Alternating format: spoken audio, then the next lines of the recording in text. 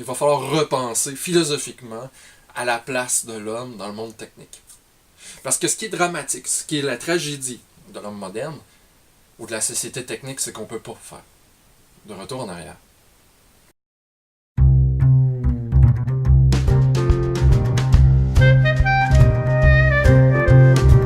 Rappelons les 4 phases des relations entre l'homme et la machine. Premièrement, la phase primitive. L'homme n'a absolument aucun instrument, ni aucune machine. La deuxième phase, la phase artisanale, où l'homme se fabrique des outils pour l'aider dans son travail, mais c'est l'homme qui dit à son outil quoi faire. Donc sa compétence est nécessaire. Puis vient la phase moderne, où l'homme fabrique des machines. L'homme devient instrumental de la machine. Et enfin, la phase post-moderne, où la machine fait l'entièreté du travail humain.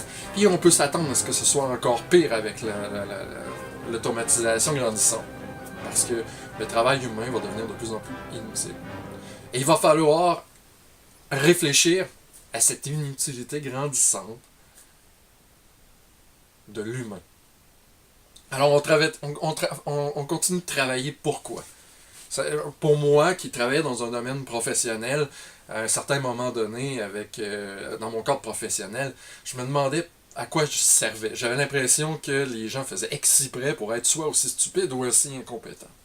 Et même je sentais que parfois, les plus incompétents, les plus stupides étaient ceux qui étaient les favorisés dans le système. Donc les choses faisaient du sens à court terme, à courte échelle, mais à grande échelle, je sentais la vacuité, la vanité de tout ce que je faisais. Faites juste imaginer que vous voulez conserver un réfrigérateur dans votre société. Ou un téléphone. Quelque chose de simple. Eh bien, vous allez avoir besoin de fabriquer du cuivre. Vous allez avoir besoin de compresseurs, vous allez avoir besoin de raffiner le gaz, vous allez avoir besoin d'un ensemble d'outils techniques. Donc, les produits de la société technique les rendent absolument nécessaires. L'agriculture industrialisée a fait en sorte qu'on peut nourrir 600 fois plus de personnes qu'on peut avec le travail manuel. Donc, si la société technique tombe, c'est la majorité des gens qui vont tomber en famine. Mais c'est encore plus insidieux que ça. Pourquoi, dans une société industrielle où on devrait être heureux, où on devrait avoir l'entièreté de nos produits, on connaît autant de dépressions, autant de suicides? Fatigue and boredom are common in any factory, but this one is surrounded by suicide nets. They are everywhere. A horrifying reminder of 18 workers who jumped from the buildings here at Foxconn City in the past few years. The suicide rate in this massive company is lower than average in China, but after people jumped in such a sobering cluster, Foxconn opened a counseling center and raised starting wages about 25 cents an hour. Bien, on peut penser qu'il faut 3 choses. Et ça vient pas de moi, mais de Ted Kaczynski, d'Exit Lunar Bomber, qui disait: on a besoin de 3 choses pour que l'homme soit heureux. Des buts. Mais des buts qui sont vagues ou qu'on n'essaie pas de réaliser, ça n'a aucun sens.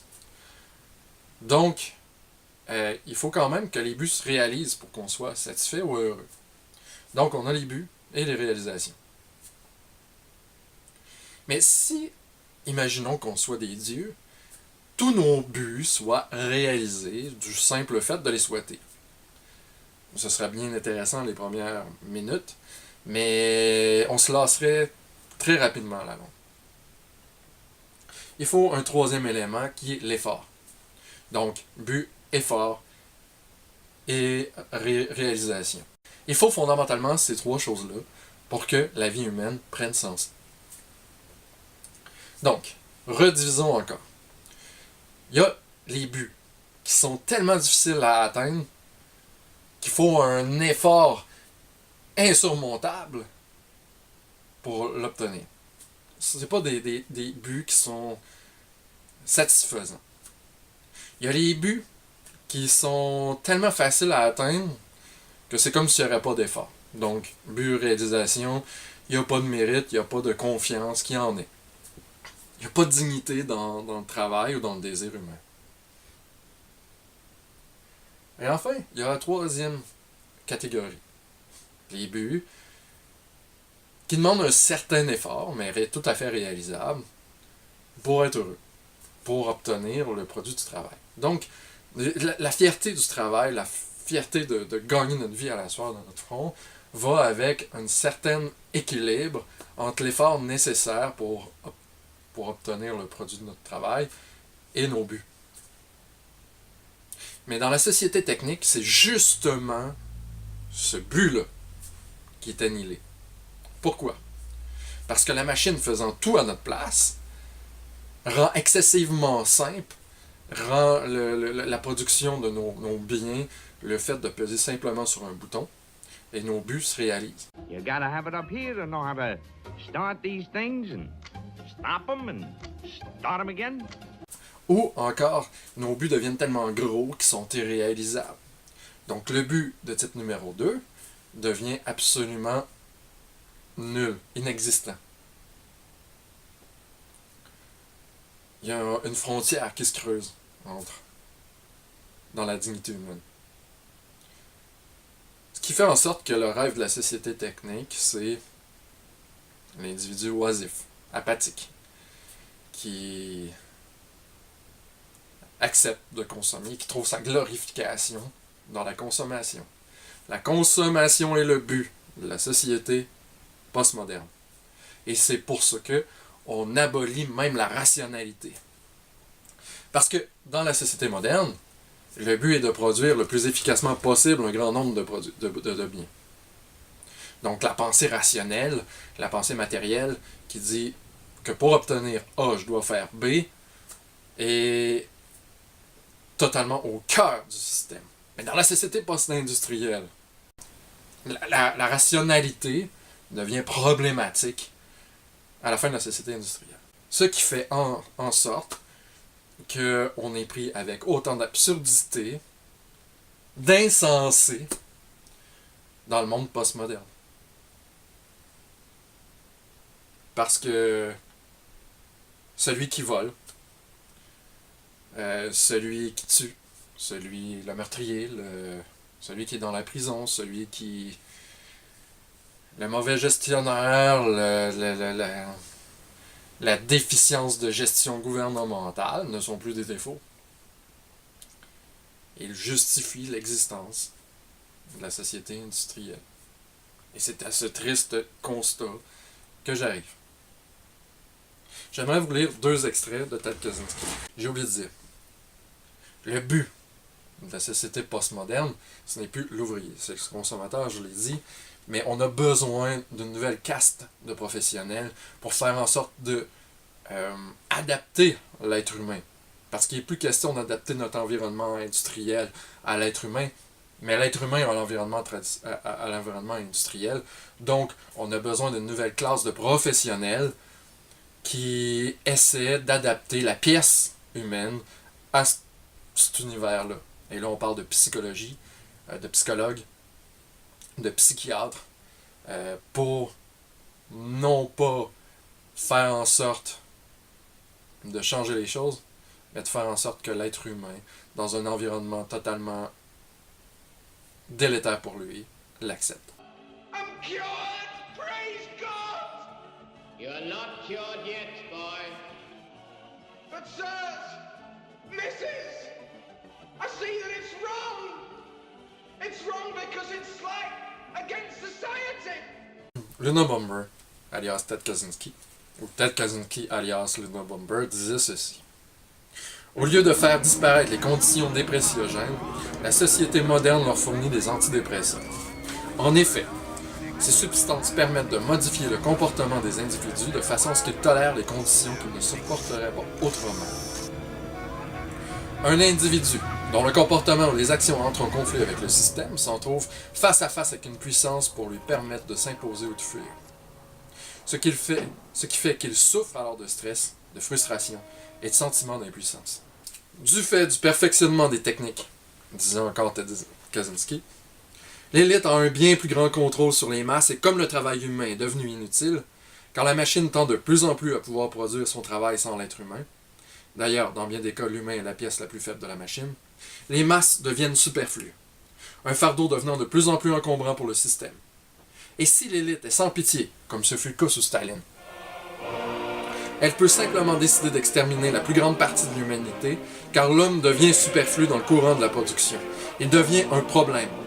Si l'élite est humaine, elle peut se servir de propagande ou de techniques biopsychologiques pour réduire le taux de natalité, jusqu'à l'extinction des désœuvrés, laissant ainsi le monde tranquillement de plus en plus à l'élite seule.